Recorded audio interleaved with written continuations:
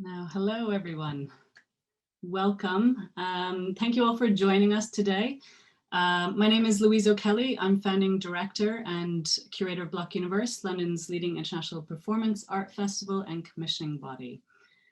Today, we're hosting the second in a series of roundtable discussions as part of the newly inaugurated Performance Research Network. So I'll give you a little background. The aim of the Performance Research Network is to further the discourse around how performance practices are presented and sustainably supported. This is initiated by Block Universe in partnership with founding members Liverpool Biennial and Glasgow International, and is a curatorial-led and process-oriented research network. It aims to advance thought leadership in the field with a view to exploring models of co-commissioning, performance and live events, and sustainably supporting artistic practice in partnership with artists and other stakeholders. As I mentioned, this is the second in a series of talk. The final talk will be actually hosted next week by Liverpool Biennial. It'll be next Friday, the same time on Zoom with speakers Dr. Howard Offe, curator Nikita Gill, Julianne Delaney, the art collections curator at the University of Edinburgh, and chaired by Dr. Samantha Lackey, director of the Liverpool Biennial. So we'll share a link now that you can see. We'll share that again at the end of the talk if you'd like to sign up for that. So today I'm joined by a really wonderful group of people. Sadly, I would just like to preface this conversation with Naeem Dxvis is unfortunately able to join us last minute. So, you know, we sent her our wishes and of course would have loved for her to be here, or them to be here. Alex Baczynski-Jenkins is with us. I'll give you a little introduction to our speakers. Alex is an artist and choreographer engaging with queer affect, embodiment, and relationality. Through gesture, collectivity, touch, and sensuality, his practice unfolds structures of desire. He's co-founder of Chem, a Warsaw-based queer feminist collective focused on choreography, performance, and sound as community-building practices. Aaron Cezar is the founding director of Delfina Foundation, based in London, where he curates and develops its interrelated program of residencies, exhibitions, and public events.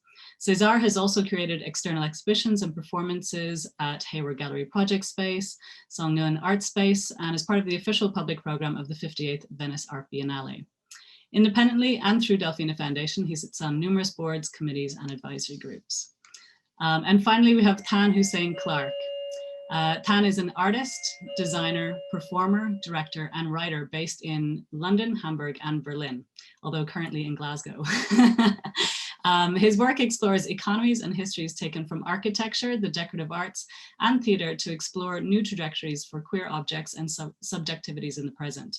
He's also co-founder of London Performance Studios, which is definitely something that we'll be speaking more about today. Our talk today plans to primarily focus on how we create spaces by and for artists to experiment with and develop their practices as part of our research into sustainably supporting artistic practice. There is a pressing need right now to talk about how we can do this, both as festival structures, which is a common theme uniting both ourselves, Block Universe, Liverpool Biennial, and Glasgow International, but particularly through a pandemic or in a post-pandemic landscape. So that's something that we've been talking a lot about as a group, and thinking about how we can support artists, particularly artists working with performance who have been the worst hit of all practicing visual artists in the past year. This was particularly evidenced by the AN's artist survey last year, which showed that the largest majority of artists expecting a loss of over 75% of their income were artists working with the live and with performance.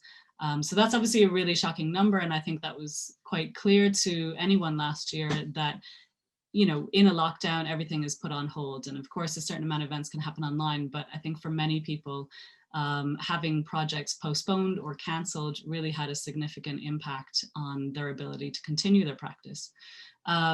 Equally, I was shocked to discover that in research undertaken for the DAX Manifesto for Artists, which is something I highly recommend you check out as well, that only 5% of artists received funds from Arts Council last year. So in all those rounds of emergency funding, that was another challenge facing artists.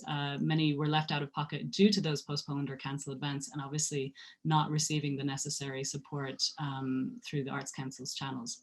So for us, I think this is, the background to what I think is a really pressing topic of conversation right now that we hope to focus on, and thinking about how we can sustain artistic practice, particularly practices that are predicated on the live, through these difficult times, and of course an ever-changing landscape which continues to pose new challenges. So I thought we'd begin, Tan, perhaps with yourself,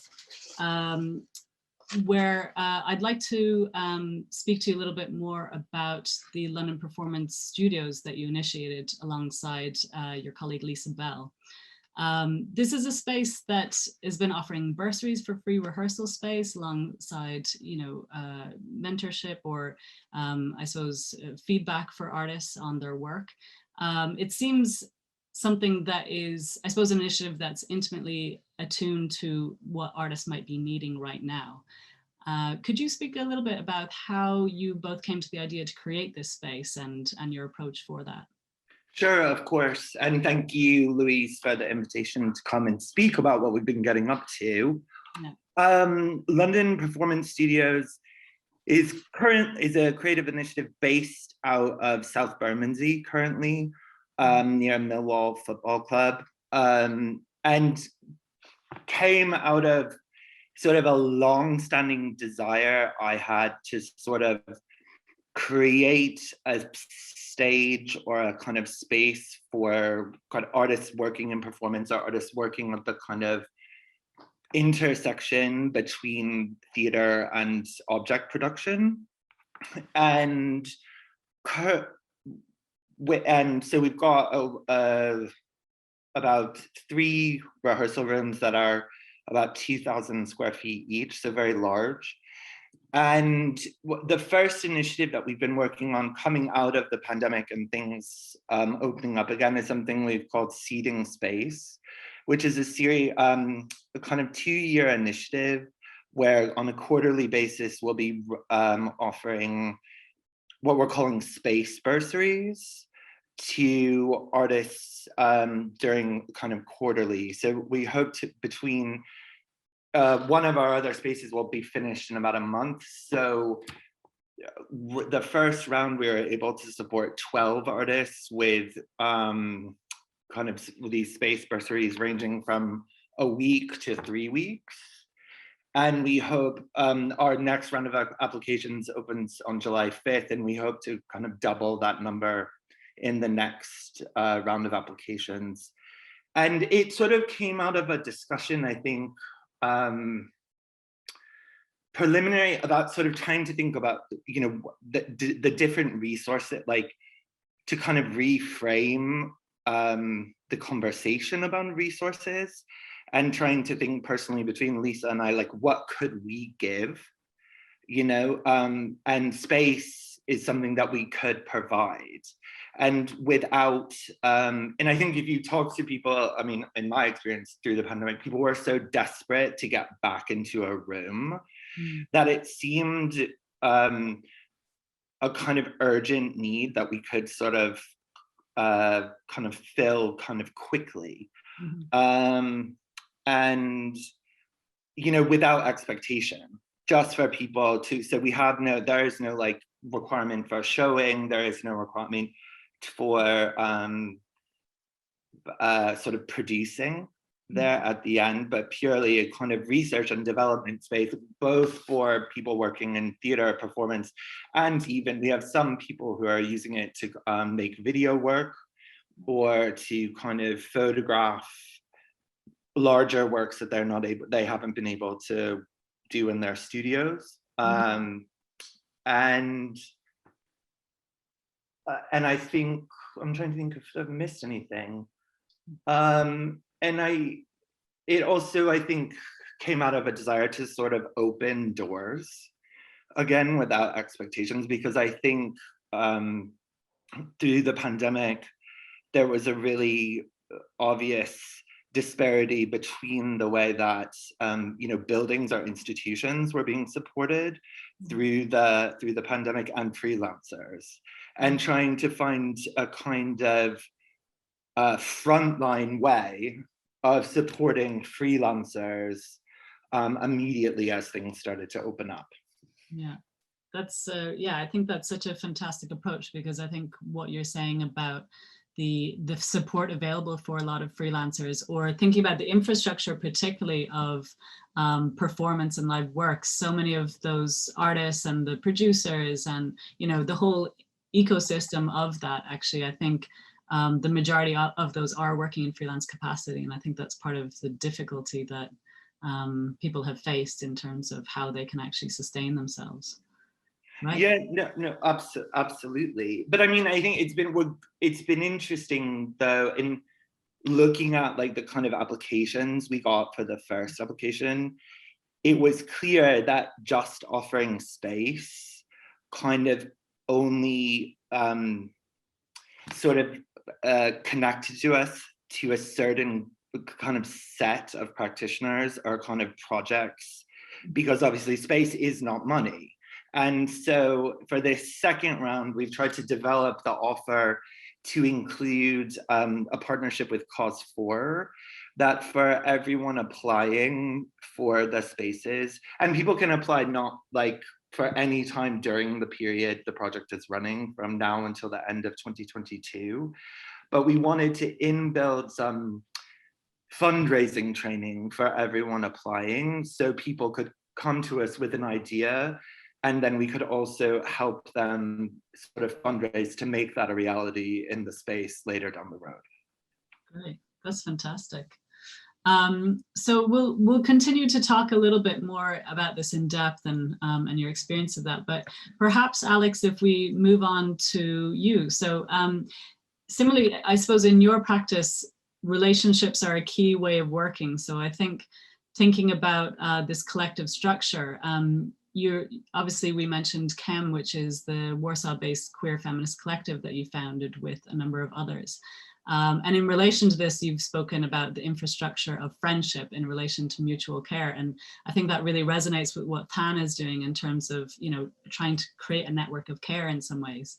Can you tell us a bit more about Chem and how you operate?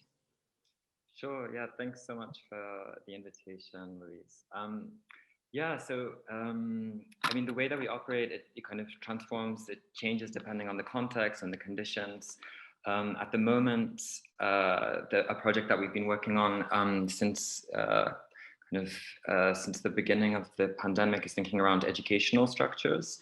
And so we're working towards what we're calling Chem School, which is kind of a study program that's going to take place in Warsaw. That's going to be a 6 weeks educational program for 11 participants, and it's going to be around social choreographies, performance, and queer feminist methodologies. And this is in collaboration with the with Krytyka Polityczna, which is a left-wing publishing house in Warsaw, and they invited us to apply with them to the city of Warsaw, where the kind of opposition is still in power, and so they're more likely to fund things that the government is certainly not going to fund.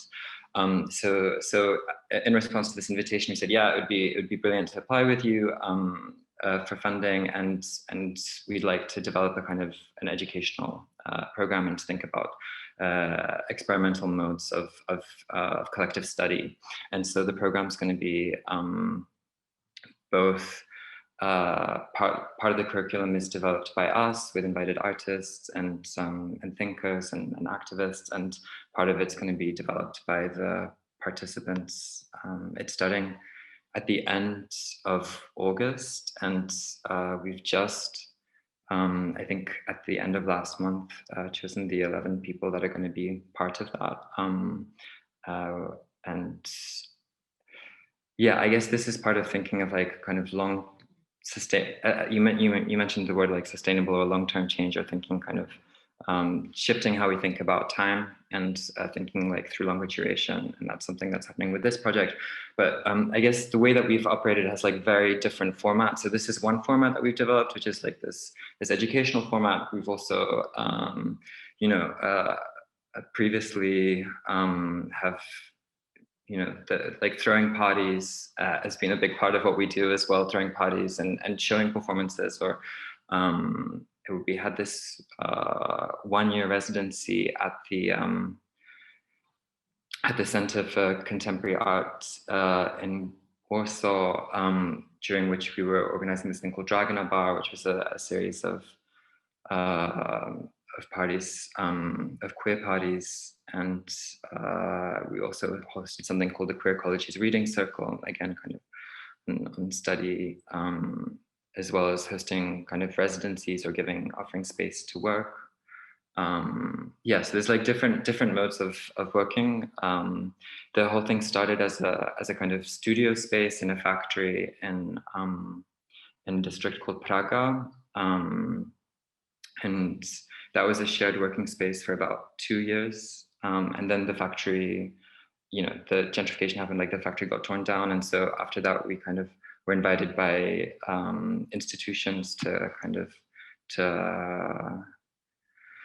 to move in and to organize programs there. And so the first institution was the Museum of Modern Art in Warsaw, where we organized an event, a program called Chem that was focused on kind of interdependence, empathy, and that had a combination of various workshops and performances and film screenings of like queer works from the collection,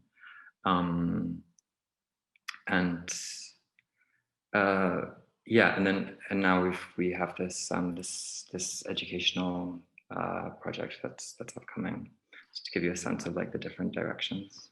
Amazing, thank you, Alex. I think that's interesting. I mean, it's obviously a shame that Naeem isn't here, because I would have loved to sort of speak a little bit more about Babes, which is obviously the collective that Naeem and her co-founder initiated in London, which I think resonates a lot with the work that you were doing in terms of creating spaces for community. And I think, obviously Babes particularly prioritize the experiences of queer women, trans folk, and non-binary, Black, Indigenous, and people of color. So I think it's interesting looking at the resonances of how you create spaces for these different communities in a different way, I guess, outside of that institutional context, or maybe, in dialogue with it. Yeah, I guess, it is talking about this idea of creating spaces out of necessity in a sense, but it is of course a whole other job to facilitate the support structures for that, in addition to maintaining your own practices. Aaron, I might turn to you now. Delfina Foundation has obviously for many years been hosting residencies for artists in London. And of course, we have in fact partnered to commission artists such as Alex, which was actually the inaugural edition of Block Universe back in 2015 when we partnered on that. So can you tell us a bit more about the guiding principles of Delfina Foundation since the founding, and how these might have evolved over the years? Thank you, Louise. Let me just firstly say how honored I am to be part of this panel. And of course, you yourself at Block Universe has been so incredible as a platform, as a resource, as a promoter, a commissioner, a partner, a carer for so many artists with performative practices. So I guess I'm kind of representing the institutional voice on the panel, but I just want to say first that I personally came to the visual arts from contemporary dance. So I'm very much attuned to the needs of the sector, both from kind of like my perspective as an artist, but also as a director, as a curator, as a producer here at Delfina Foundation. And I still think as a choreographer, in a way. And I think that my experience together with my incredible team comes into the guiding principles here at Delfina Foundation, how we work, how we care for artists, how we create structures of trust between artists and us, but also us and other institutions, and how we engage with those partnering institutions as well. In 2015, we developed a thematic program of residencies, commissions, events, and exhibitions called Performance as Process. Now, although we've hosted performance artists in the past before this theme, and we still host artists outside of this theme, we wanted to create a concentrated structure that could recur every 12 to 18 months, because as you pointed out, performance is so undersupported and often understood. So we wanted to have a dedicated moment within our program that we could focus on performativity in its widest sense, not just live art, but also looking at performance in terms of rituals and daily routines. The program very much considers performance as a way of interpreting the world around us and how it's embedded within the everyday, within society, within the economy, if you talk about the performance of the stock market that drives our economic system. But in any case, the program is 3-month seasons where we invite 8 international artists, and often we invite them alongside 3 to 4 UK associates. And what we do during this time is we provide space, provide resources, provide opportunities, critical support, and also some financial help to the residents or the associates. Over the different editions of the program, it's evolved from helping artists at the outset of their careers, outset of the projects, to midway in projects. So we did an open call once asking for projects that needed some help just having that tipping point, right, in terms of space, resources, or a partner to take it kind of that much further. But that all being said, the program isn't necessarily focused on outcomes. It's more focused on research. And to that end, we even hosted a curator, Teresa Kalonje, who is still currently doing a lot of research around the whole notion of collecting performance. And during that point, we also invited 2 collectors, Mark and Jose Jonsalon, who were among the first to collect work of Tino Segal, to talk about their interest as collectors in this kind of regard. But anyway, while there's been this research focus, as you mentioned, we worked with Block Universe, and we realized many kind of outcomes through partnerships, which I have to say is part of our guiding principle. It's to collaborate, not just out of necessity, but it's about creating a much wider way to amplify the work of the artist and to bring together kind of as many resources as possible and support to make that work happen. So alongside Block Universe, we've also commissioned works with Art Night London, with Frieze, with the Hayward Gallery, with the Jerusalem Show, and with the Venice Biennale, when I was asked to co-curate the performance program there, which actually included Alex. It's also been heartening, though, to see when research that started here at Delfina has made its way into the world and other places. So not with our doing, other than nurturing the initial kind of kernel of the idea, the embryo, as it were. And many of these projects have gone on to the Chisholm Hill, to David Roberts, to the Gwangju Biennial, the Blue Coat, and many others. So I hope that gives a little bit of an overview.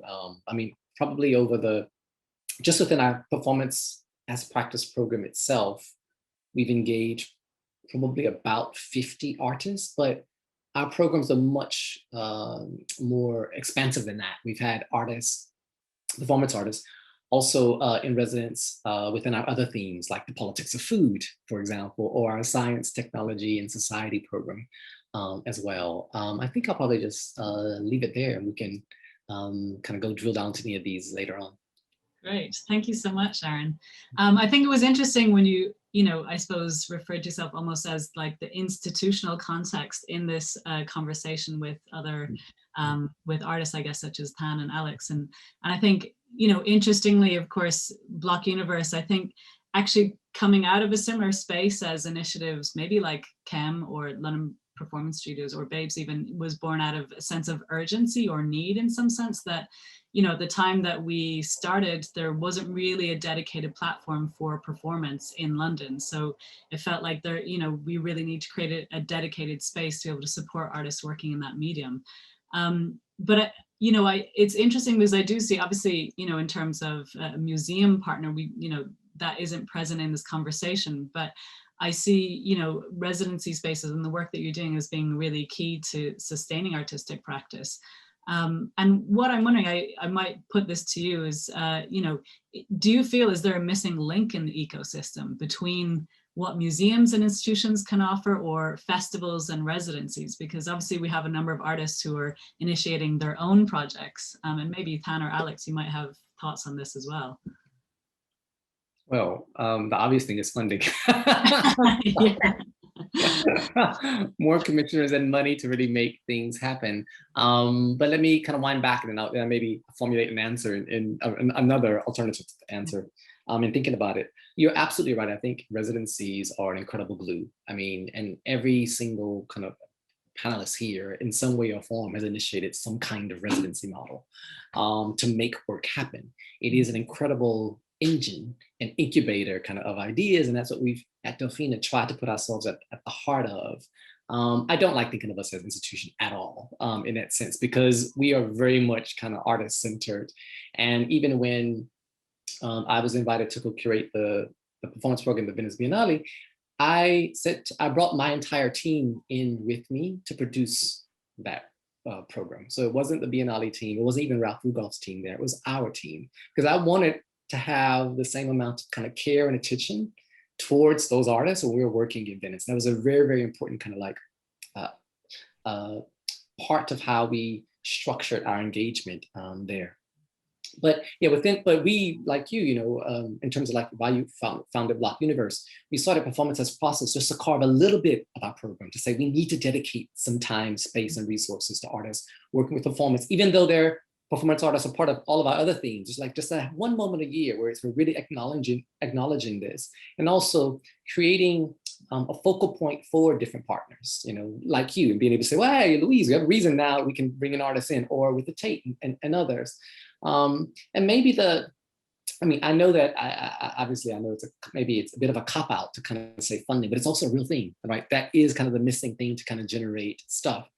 I actually find it quite heartening that when there is a gap, kind of it can be filled with other alternatives. And I do think that artists initiated projects are very crucial. I think that because they're tapping into something that as an institution, as a museum, we couldn't necessarily address, but what's missing is some support for them. But then also, how do you not co-opt, kind of what's being done, because it's coming out of a place of real kind of need and desire. How do you support that? And so I think we've all often as an institution have thought about that. How do we kind of enable that, but just so it can kind of get off its feet? And so it's been hosting collectives also as part of our program here, and supporting from afar and championing from afar and connecting from afar. So if we know a patron or individual who might support to make that connection happen, which is why we established kind of our family lunches kind of here at Delfina Foundation, every 2 to 3 weeks pre-pandemic. We'd have these moments, and it would always be about creating a network of shared ideas and trying to foster some connections and collaborations that could happen without us, because we are small. Ultimately, we can't do everything as an organization, but we can try and be a bridge. And so yeah, I think that's kind of what's missing, maybe, is those brokers. A lot more people like you, Louise, in fact. No, because I think the work that you do is really invaluable in terms of not only creating space or time for artists, but like you said, making those connections. And I think, yeah, I know. If I can interrupt, one idea that I'm kind of thinking about too is, from the world of kind of theater, for example, and how do we create, this is a kind of side note, but I think it's an important point, like platforms whereby work can be seen so that then programmers can access. In the world of theater, you have might be like a programming, whatever, like weekend, and works are shown as a platform. And then there's an opportunity for institutions to step in and say, well, we could support this, or we could program this. And that opportunity doesn't exist in the same way for performance art for various reasons. That in some reasons it can't kind of exist in that kind of way, but for some it could, and that might be another strategy, is thinking outside of kind of the visual arts for other models. Yeah, and Tan, maybe I know you have a strong relationship to theater as well in your background. Maybe you can speak a little bit more to that, because I think, as Aaron, you pointed out, Block Universe as well, we're in that space where many people might view us as an institution, but in many ways we're kind of a broker between people as well. And obviously performance work or live work has very different, I suppose, financial structures in relation to the visual arts than, kind of maybe a more object-based practice would have. Tan, maybe you can feed in here. Yeah, no, absolutely. I just want to echo what Aaron was saying, is I think the that I think looking towards like the theater world and trying to learn from the theater world in terms like from that ecosystem, and trying to pull, like a lot of the conversations I've been having with Lise Bell, it was before they were the executive director of the Gates in Notting Hill, is trying to like look at both the economic models from the theater world and the art world, the ways in which work is supported and developed in both of these worlds, and trying to kind of come up with a kind of hybrid model from both directions. I also think, at least as a practicing artist, like a lot of my interest in trying to create a space has come out of my own frustrations in trying to negotiate kind of ambitious performance work within institutional settings, and finally coming to the realization that because, particularly for kind of narrative-based performance work or kind of more theatrical work, the kind of institution of the museum is very ill-equipped to handle the kind of necessities that work might create. And so I would argue that maybe, again, a missing link or is a kind of more permanent space in which performance can be seen in all its forms, that like there isn't sort of a stage, for lack of a better word, for performance in London. And also a kind of space in which the various infrastructures, whether those be technical or kind of producing wise from the theater, could be taken and applied to performance work.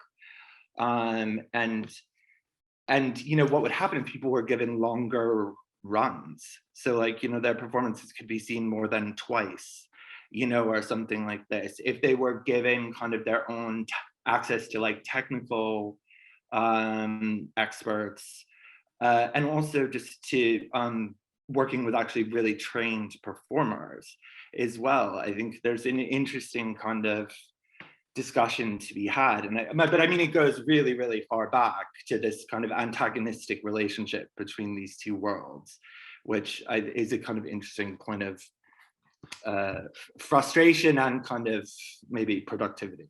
Yeah, well, certainly I think when, you know, kind of even what you're referring to in terms of, yes, okay, actual physical structures, you know, London is, you know, it is somewhat scarce, I guess, you know, every year when we're looking for a theater space for one of our works, it's like, you know, the most epic kind of search and issue. And, you know, it's really a major obstacle actually that we encounter very frequently.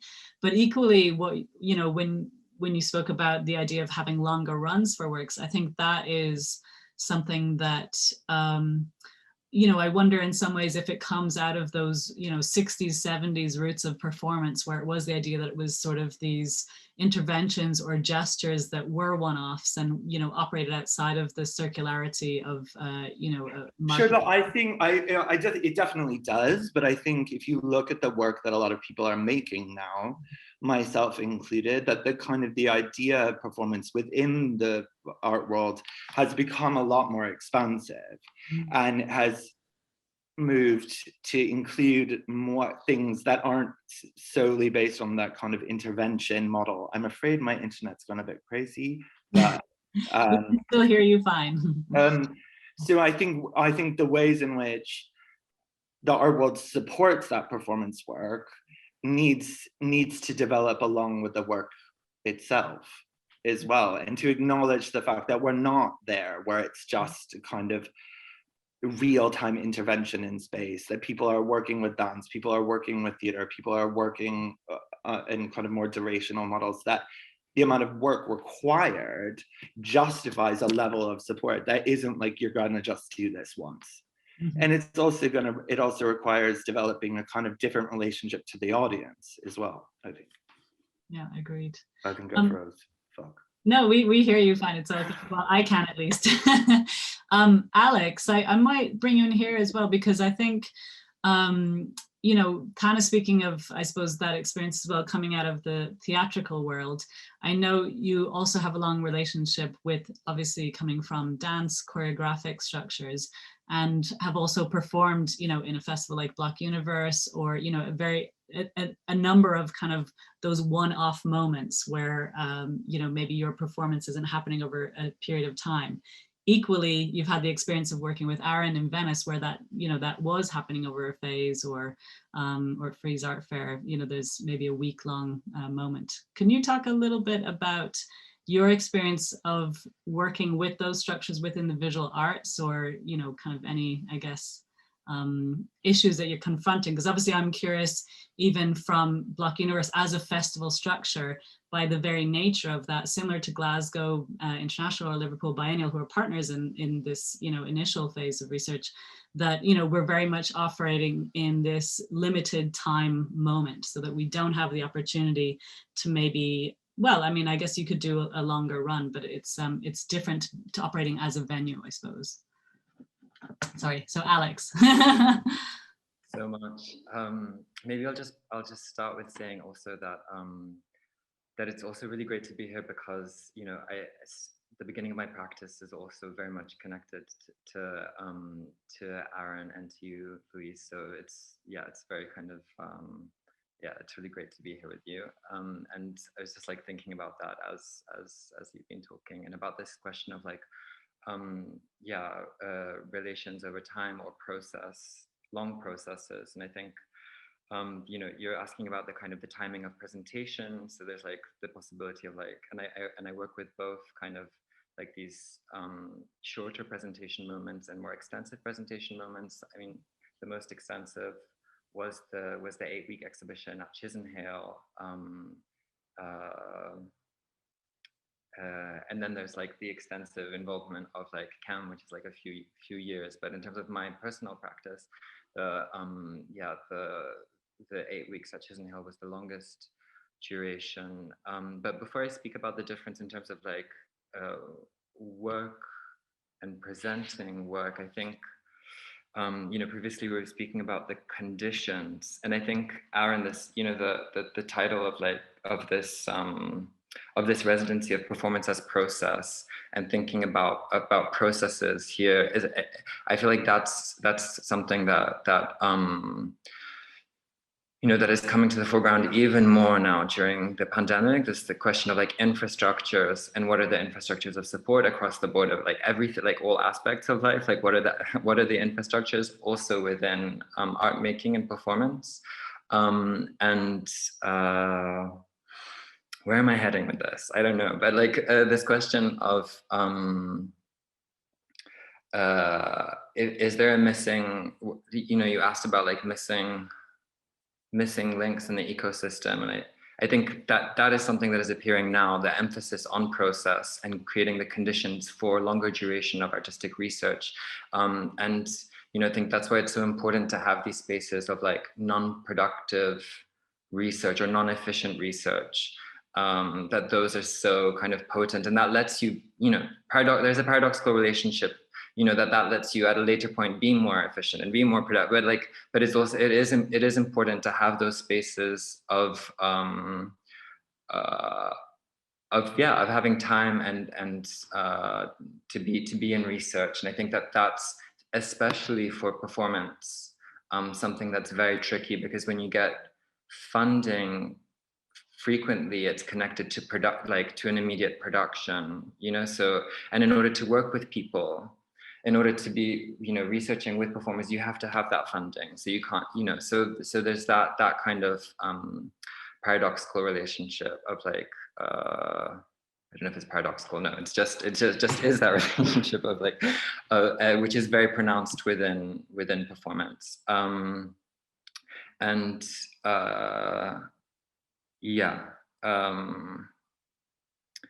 So I'm excited, you know, like I was lucky enough, like at the end of last year, I took part in this residency program in Athens, the Infinite school of infinite rehearsals, and just which was based on like collective exchange. I've participated in performance as process residency. I just think that these kinds of spaces are really crucial, and maybe understanding like duration and giving conditions for research like that is something that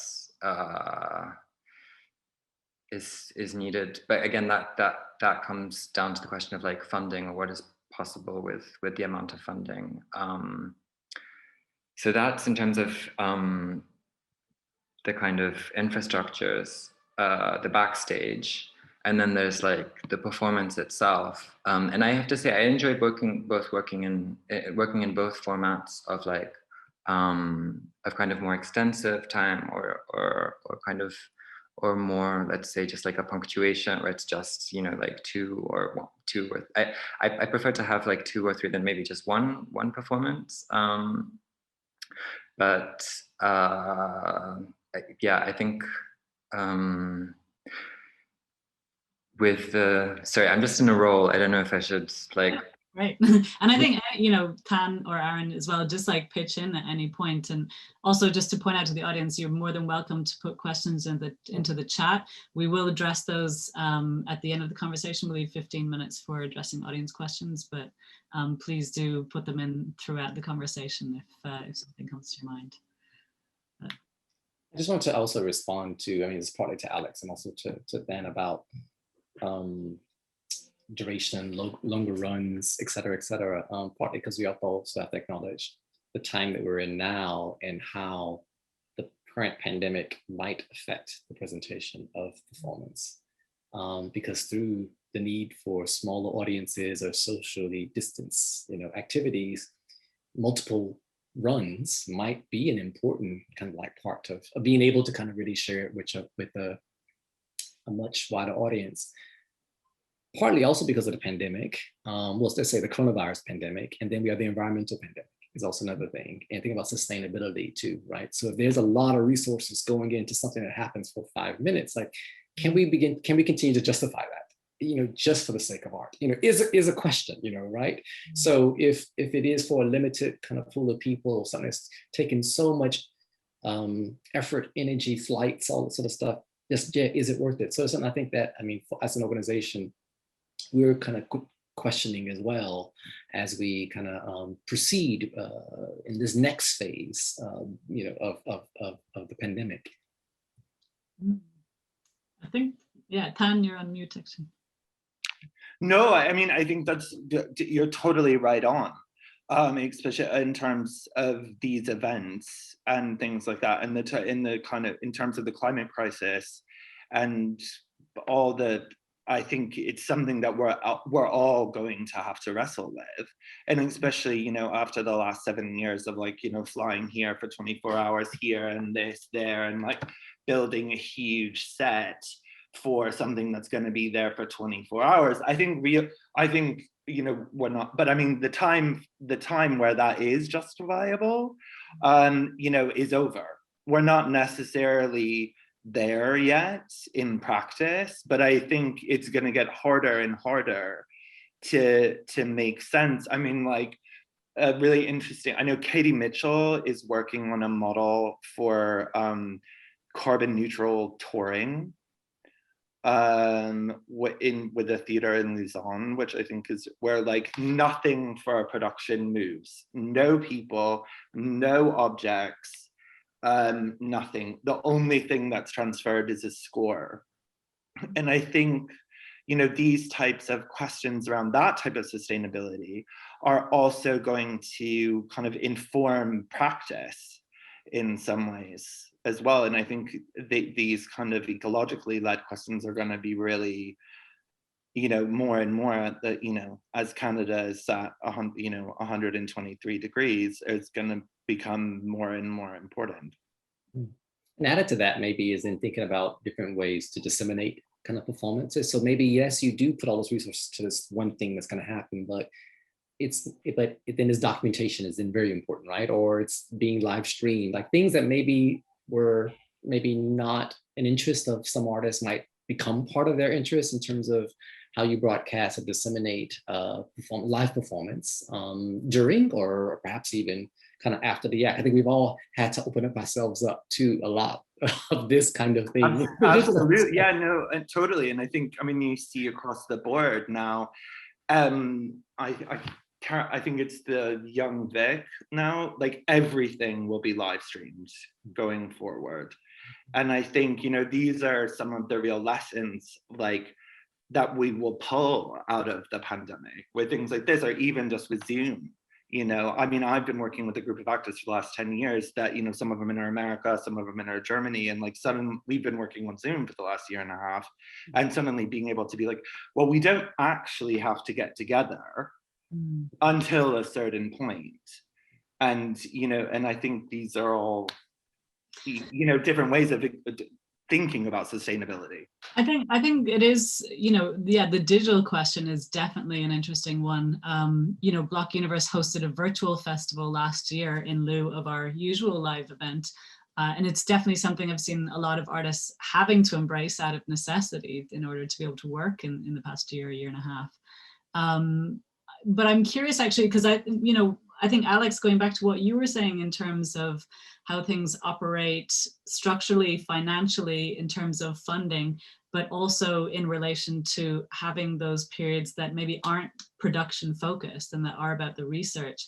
I think there's a real conflict there in terms of, I'm thinking specifically about, you know, the UK and Arts Council England, which is obviously one of our largest supporters.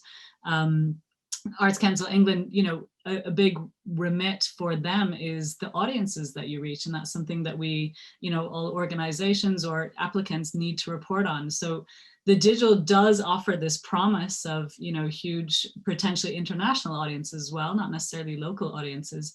But at the same token, when you're maybe engaging in a phase of experimentation and research or development, like might happen in a residency or, you know, yeah, in your own practice that isn't production focused and may not have that public outcome or a large public outcome.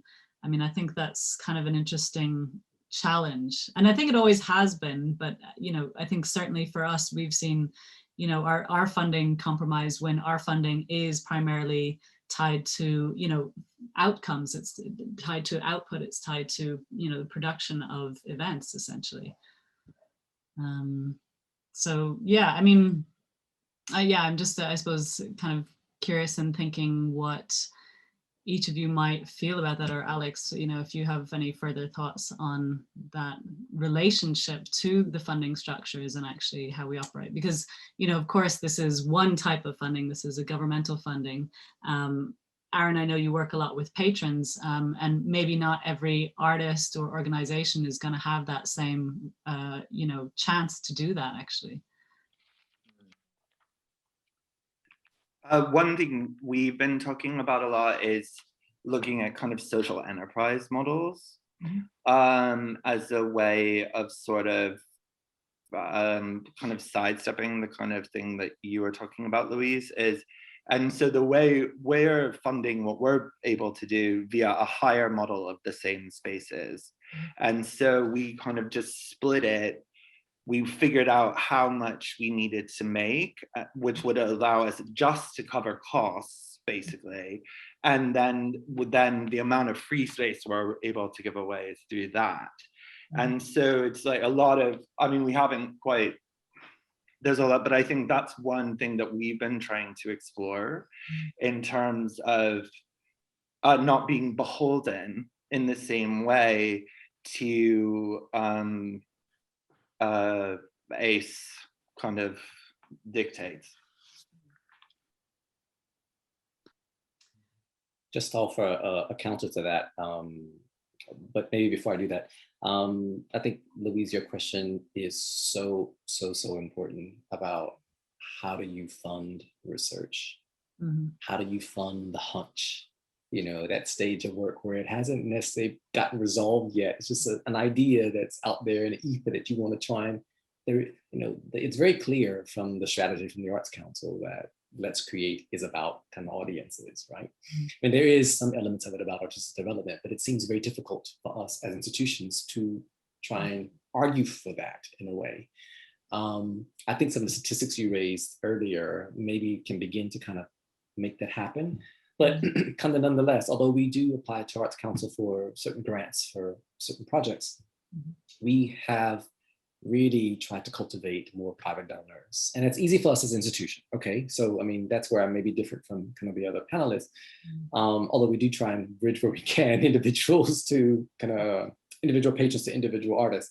But nonetheless, we've even gone further over this period and think about how we can really create kind of shared pools of resources from individuals. So we started a series of geographic patrons groups. So we're basically breaking up the world into parts and saying, okay, look, to support all of our activity from artists from X region, you know, we're gonna bring together patrons from that region to make that happen. And these funds are like a scholarship pool for residencies or commissions. Now, it's not the ideal world in the sense that we don't think of artists in geographic fragments, but what we realize in talking to a lot of our patrons is that they do in terms of their support.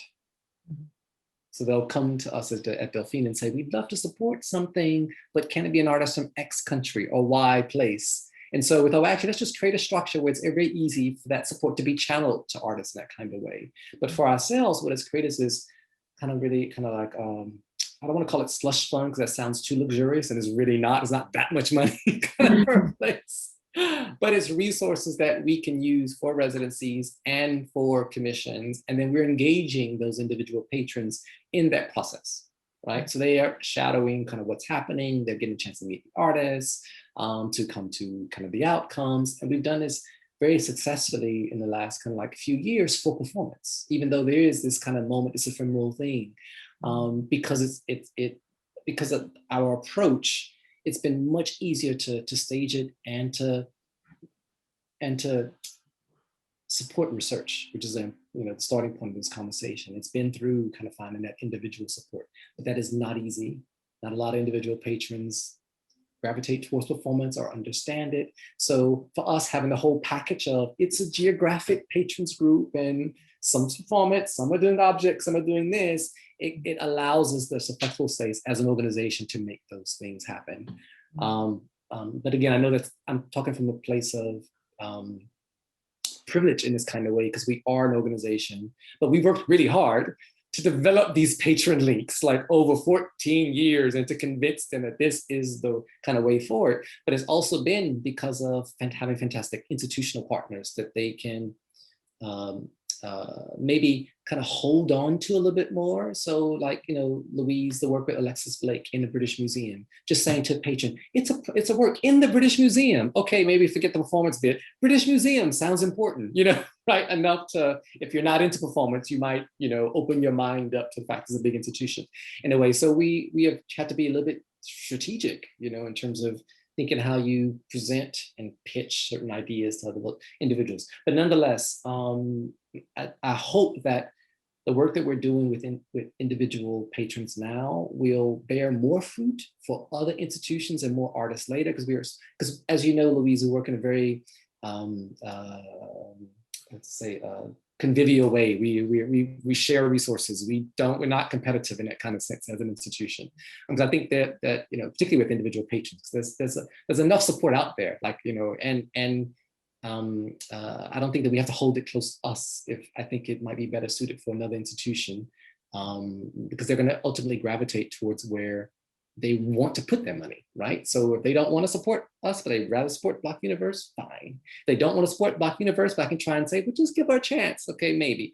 So anyway, sorry, that's a long ramble about the importance of private support, but it's not easy. No, I think it's a really interesting point. Also, that idea about like working in collaboration too, and I think obviously Black Universe operates entirely through collaboration, from, the venues to, like I said, funding or different, commissioning partners, the artists themselves. And, definitely I think as part of this performance research network, that's something that we're trying to think about more is how can we strengthen those relationships to better benefit the artists that we're working with?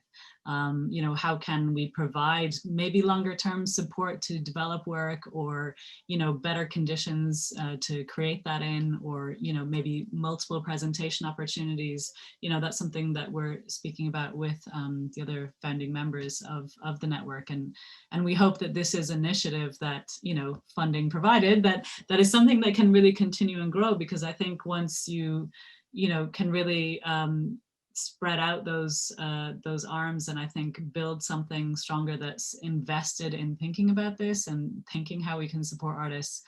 I think that's really invaluable, because, you know, I think even what so many of, you know, all of our speakers here today, and also the work that Babes has done, is really about creating, you know, community that's invested in something and is mutually supportive. And I think that's, you know, something that I think we all need to think about more and more, is how can we support each other to sustain the work that we're doing, and how, you know, all this time and energy that we've invested in this, how can we continue to grow this field and get the necessary support to enable artists to continue to produce this work.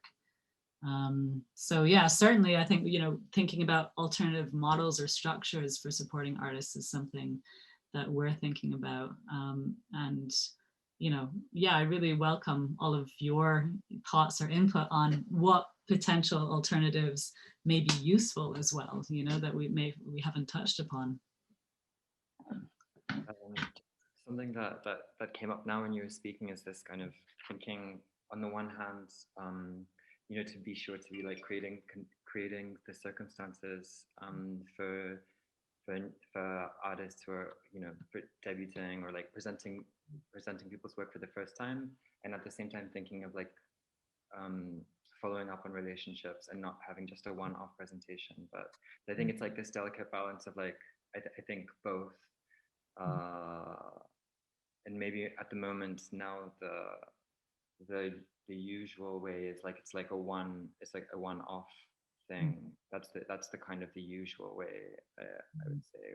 Whereas maybe it's, yeah, I think it's useful to kind of think, I mean, both are needed, but to also— No, I know what you mean. I think there is that kind of cult of the having the premiere or an exclusive or the new commission, right? And I think there's definitely, that's very much, you know, valorized, I guess, within the field. Mm-hmm. Yeah, that was. I think Alex did a little good point too about how I mean, multiple. Maybe I'm make sure I'm understanding kind of some of the things you said correctly. But I was thinking about you, Alex. In fact, about how we've engaged with you multiple times at Delfina Foundation over the course. It just happened. I mean, it kind of, all the relationships here, obviously they start, and then beyond that is an organic process where we might work with an artist multiple times over the course of their career. It might be a one-off engagement of a residency, and that's it. It might be more than that. But I remember Alex was among the first group of our artists within performances process in 2015, I think, and then was commissioned for the Chisenhale the year later to do a solo show there. And in partnership with the Chisenhale, we hosted Alex, you know, in residence. So he was a part of our associate program for performances process, but creating kind of the exhibition at the Chisenhale and supporting that institution by having all the accommodation support, for example, for Alex to be in London. And then later, Alex, you won the Freeze Award, I think. And that we were involved in some kind of way. I can't remember how now. And then later, of course, bringing, I think it was that work. Yeah, then bringing that work to Venice. So that's kind of one example, just kind of by chance, because we're on a panel together where we support an artist over multiple stages. And I think that's also important, is to identify kind of those ways of working too with artists. So it's not just about the single kind of premiere and fighting for the premiere, but actually not just being like, well, we're done with that person, but actually there are ways to kind of keep supporting and growing kind of their practice, in addition to supporting kind of all those who are out there who are very much kind of in need of opportunity as well. Yeah. Thank you so much. I think at this point we should open up questions from the audience. But yeah, thank you all so much for your input in this conversation. It's definitely one that I feel can continue. And yeah, you know, I think it's a really rich ground also for thinking about how we do sustain those practices, and or, you know, how we sustain relationships as well. Yeah, either in formal or informal ways. We have one question from Claire, and she's asking about everyone's upcoming projects. So I think that's actually quite an interesting moment when, you know, everything is starting to reopen in the UK again, about what everyone is working on right now. Han, shall I start with you? I see you going to answer the question there. We have you on mute still, I think. No, what's the question? Sorry, my internet went a bit wild. That's okay. Claire is asking about everyone's upcoming projects. So yeah, are there performances being developed? I'm not sure if they're being specific about that, or where your energies are being devoted right now. Well, as I said before we began, I'm in the midst of creating this crazy audio play for the Belgrade Biennale, which has taken up a lot of my time over the pandemic. And then also really just focusing on London Performance Studios and trying to develop in a step-by-step way this offer with the Seeding Space initiative. We're going to be collaborating with Montez Press Radio in August to do a day of radio broadcasting. Then maybe something towards a British art show in Manchester, but yeah, there's enough problems in the world to work on at the moment. That's sort of what I'm on. Fair enough. Alex? Yeah, so as I mentioned at the beginning, I'm preparing for this for the educational program that's happening at the end of August. Before that, I'm also that's starting at the end of August for 6 weeks, and I'm also in the midst of developing a new choreographic work that's a collaboration between different institutions, and that's going to be happening for the first time at a small venue in Berlin, in these ruins called Cluster Arena, just before I go to Warsaw. And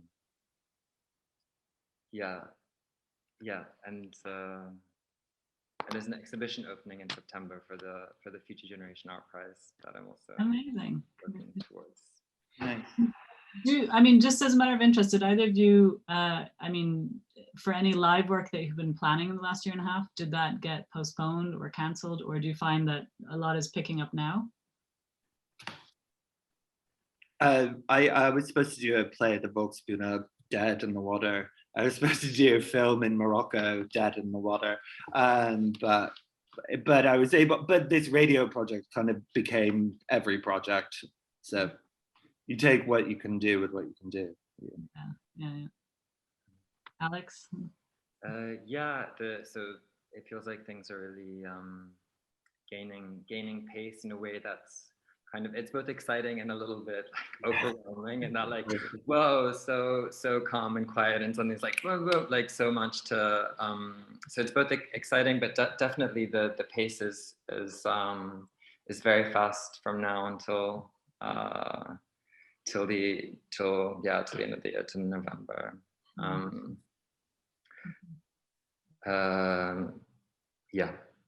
And in the meantime, before that, it's been just like a lot of working at home and just being at home. Fair enough. I think we all have been, but yeah. And Aaron, actually, maybe you could tell us also just maybe how the last year has been for you and what you have coming up as well. It's interesting because the last edition of Performance as Process coincided with the beginning of the pandemic. Thankfully, the artists were in the last 2 weeks of their residency, right when we went on lockdown. Wow. So we were able to repatriate. It was basically almost like an embassy, getting people home before borders were closing. Flights were being canceled. And at that particular point in time, let's see if I can remember this, we had artists from Nigeria, Taiwan, Canada, Brazil, somewhere in Europe, but like it was every corner of the world. And you know, like it just, it's the significance of our work, you know, really became very kind of like clear, like all these incredible geographic links, but at the same time, it presented a risk and a danger to us. So we were able to kind of repatriate them home. We continued to engage with them for another, I think, 6 weeks. So whereas their residency would have finished, their live residency would have finished in 2 weeks, they had this more expansive digital engagement with us. And we showcased the outcomes of the residency over a much longer period online, because they missed that kind of one moment, you know, like we would have like maybe an open studios event, which we were thinking about, they were all coming together around a moment, but that just wasn't possible. And then here's where the opportunity of the digital kind of came into play, because they got a much bigger audience for the work, you know, online, where it was presented for a week at a time rather than at one evening in London itself. So that ended up being an asset for them. But nonetheless, we were able to resume our programs in autumn of last year. And we were hosting our Science Technology Society program, which felt quite apt to be doing, considering kind of the situation. Of course, there was a lockdown here in the UK in November of that period, but we still managed to have an international residency program plus UK associates. But we did identify then how difficult it was even for some artists who have a very socially engaged practice to engage in research. So for example, we had an incredible artist, Manuela Clandestina from Brazil, who's trans, and a lot of her work is dealing with the trans community here. And how do you begin to kind of engage? Well, it's through socializing, it's through meetings, conversations, maybe a party, maybe a this. But we were going through a lockdown in November, and you know, we weren't, you know, she wasn't able to meet, you know, as widely a group of people as she would have in a normal kind of situation. And of course, that also presented a risk, because the residency is a shared household of 8 people who are a bubble. So the more meetings that artists are having, the more risk that, anyway, we managed to make it through that period. It was actually a really incredible residency moment, very focused for the artists. Of course, the first variant was identified then in December. So a few of them were stranded here over Christmas. I cooked Christmas dinner for a few of the artists who couldn't make it home because Europe closed the borders because of the variant. Now we're back, just fast forwarding. Now we're back again, and we have a full house of residents, and we're planning our programs for next year with some hesitation. We are a bit concerned about whether there will be a 3rd or 4th wave. I think we're at this point in the UK where, you know, we have a high rate of an increasing rate of infection, and we have a high rate of vaccination. And so we're trying to see which one is going to outdo itself. And it's a matter of waiting. But I'm very heartened to see projects like Performance Exchange, which is happening next week in London, take place. But we'll see how everything else pans out. Yeah. Well, one of our other questions from the audience that I think might be quite apt in this is, how do you see the shift to digital playing out as everything begins to switch back to live again, either for your personal practice or more widely across the sector? I mean, I can answer briefly on behalf of Block Universe, is that, you know, I suppose doing the virtual festival last year, it forced us to engage with digital space in a way that we probably never would have without having to, and having that necessity. But I think it's been really interesting for us to see kind of the results of that. And I think it will become much more integral in how we work moving forward, that it will be maybe more of this hybrid model, particularly, Aaron, as you point out, for, you know, the next year or however long. We just, it's very difficult to plan with confidence, knowing what conditions you might be operating in. So I don't know, does anyone else have any input on how they see the shift to digital playing out, or how, you know, what your relationship to that is? And go ahead. I mean, just some kind of, I think I'll be doing shorter in-person rehearsal periods. to, I think, and also to, working more with streaming as well. Those are quite, I mean, it's quite banal, practical things to say, but like, I think, yeah, but I think as Louise was saying, as it kind of, as everyone has been forced to kind of integrate some of this technology that's sort of been around for a long time into sort of daily life in a different way. So I think, yeah, I think those are two things. I mean, yeah, I just remember the days when we would have to Skype in a speaker, and it was like a nightmare. Like, you know, everything was go wrong. You know, like it would be a bad image, the sound would be awful. And now, yes, that is still happening, but it's better. But, you know, if it happens, people are more, you know, accepting kind of it. I mean, even on, you know, the BBC and CNN, you know, there's crap, you know, kind of call-ins. But yes, we've kind of gotten over that, maybe kind of whatever. I mean, I want to hear from Alex as an artist, but just say from us, I think it created an interesting kind of hybrid for all of our work, actually. Even studio visits with artists. No longer are they just limited to curators based in London, because that's where we're located. We're now having global studio visits in a way that we didn't think about before. I mean, there were some, but not a lot. That's opened up just a new kind of dimension to the work. And then, of course, if it's possible to continue or to live stream stuff that we're doing, just our audiences have been vaster through this period in time. So that's good, I think, all around. But for artists, I don't know, it's a different question. I hand over to Alex. So I think this digitalization is really, you know, I'm not in Warsaw at the moment, but I've been able to continue working on the program and to be in dialogue with the other members of the collective. And I guess, like, in terms of like working, kind of this kind of infrastructural working or being in dialogue has been like super helpful and allowed for things to happen that not being on site. In terms of like art making and rehearsals, I really love liveness, and yeah.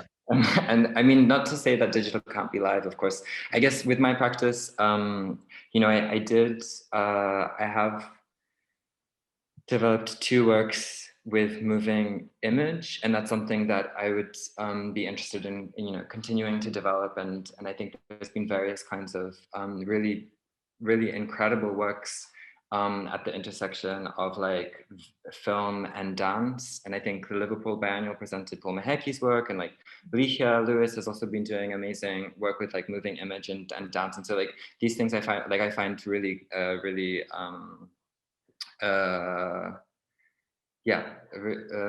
inspiring or really great. Yeah, I think for me, I'm so excited to be going back into the studio. I was just having this residency and rehearsal time to be back in the studio working live with performers, and I really look forward to the moment of gathering. Yeah, I agree. We're just up at time now, and we've just had a wonderful question as well from Kathleen van Langendonk, who, well, 2-part question, which I'll just read out, and I think we've kind of touched upon a little, and it's just a shame that we don't have more time to address this, but she was talking about that the body and the being together of audience and performer are 2 crucial elements in many performances. So she was thinking how we can bridge that in a digital way, which is certainly a challenge. I think it's definitely, you know, being in a room with bodies in space is definitely something that I don't think you can fully translate. But of course, there are many different ways that we can attempt that. And she's also wondering about fair payment for artists in the pandemic in the UK. I would say it hasn't probably been very well dealt with. It depends, of course. I think a lot of organizations have obviously honored their commitments to artists, but it's definitely been a very challenging year for all. So thank you all so much to our wonderful speakers. I really appreciate your time and your energy and your thoughts. Of course, we wish that Naeem had been here with us, and apologies again, misgendering Naeem at the start. And just like to say that the third part in these roundtable discussions will be taking place next Friday lunchtime, as mentioned. Liverpool Biennial will be hosting that talk, and it will be another, I think, arm to what we've been discussing about, but maybe actually kind of outcomes for performances and thinking about collecting the work as well. So it should be an interesting one if you can all tune in. So thank you so much, everyone, for your time and energy, and hope to see you. Thank you very much. Thank you. Thank you, Louise. Bye. Bye.